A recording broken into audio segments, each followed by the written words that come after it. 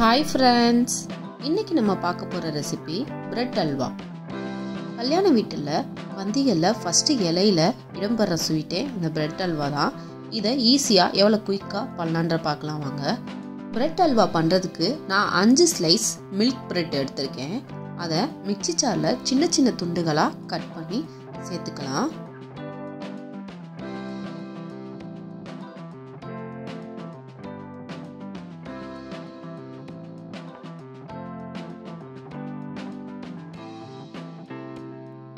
சேர்த்துட்டு இதை நல்லா அரைச்சி எடுத்துக்கோங்க.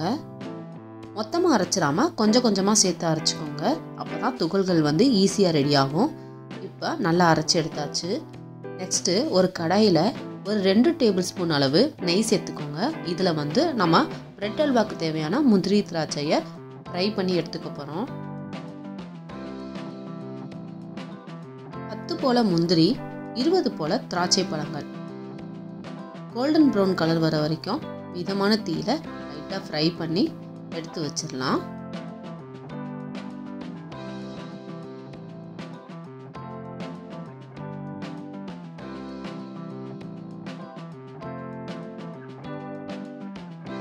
நெக்ஸ்ட்டு மீதமுள்ள அதே கீல நம்ம அரைச்சி வச்சிருக்க பிரெட் துகள்களெல்லாம் சேர்த்து 3 to 4 நிமிஷம் கோல்டன் ப்ரௌன் கலர் வர வரைக்கும், அதாவது நல்ல கிறிஸ்பியாக வர வரைக்கும் நம்ம ரோஸ்ட் பண்ணி எடுத்துக்கலாம்.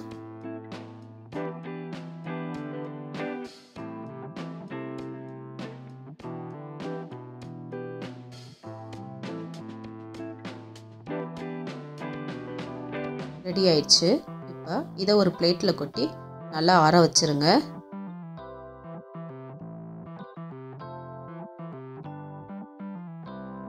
நெக்ஸ்ட்டு சர்க்கரை பாகு பண்ணுறதுக்கு ஒரு பேனில் 1 கப் 100 கிராம் சர்க்கரை, 1.5 கப் போல் தண்ணி, 3 இடித்த ஏலக்காய் சேர்த்து நல்லா கலந்து விட்டுட்டு 3 to 4 நிமிஷம் இந்த சர்க்கரை பாகு நல்லா கொதிக்கட்டும்.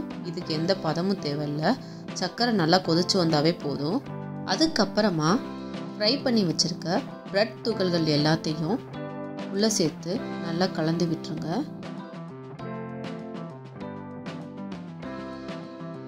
1 to 2 நிமிஷம் நல்லா கலந்து விட்டதுமே நம்மளுக்கு இந்த தண்ணியெல்லாம் வற்றி ஓரளவுக்கு ரெடி ஆயிரும்.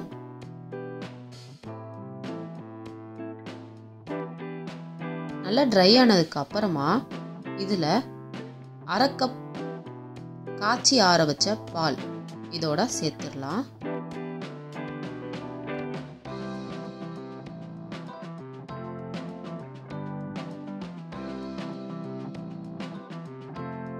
பால் சேர்த்ததுக்கு அப்புறமா மீடியம் ஃப்ளேமில் வச்சு ஒரு 2 to 3 நிமிஷம் நல்லா கலந்து விட்டுருங்க.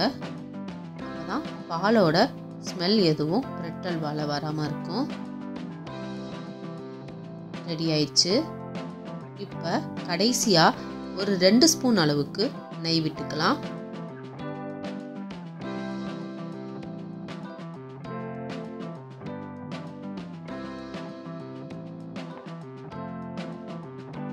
அதுக்கப்புறமா நம்ம நெய்யில் ரோஸ்ட் பண்ணியிருக்க முந்திரி திராட்சை பழங்களை சேர்த்துடலாம்.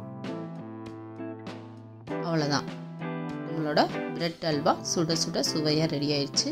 வீட்டிலையே நம்ம சுலபமாக ஈஸியாக பண்ணிடலாம். இதை நம்ம ஒரு பிளேட்டில் கொட்டி ஆற வச்சுருங்க.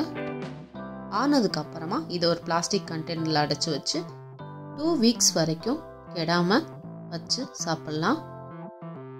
நீங்களும் இதே போல் இதே மெத்தடில் பிரெட் அல்வா செஞ்சு பார்த்துட்டு எப்படி இருந்துச்சுன்னு சொல்லுங்கள். இந்த வீடியோ உங்களுக்கு பிடிச்சிருந்தா லைக் பண்ணுங்கள், ஷேர் பண்ணுங்கள், கமெண்ட் பண்ணுங்கள்.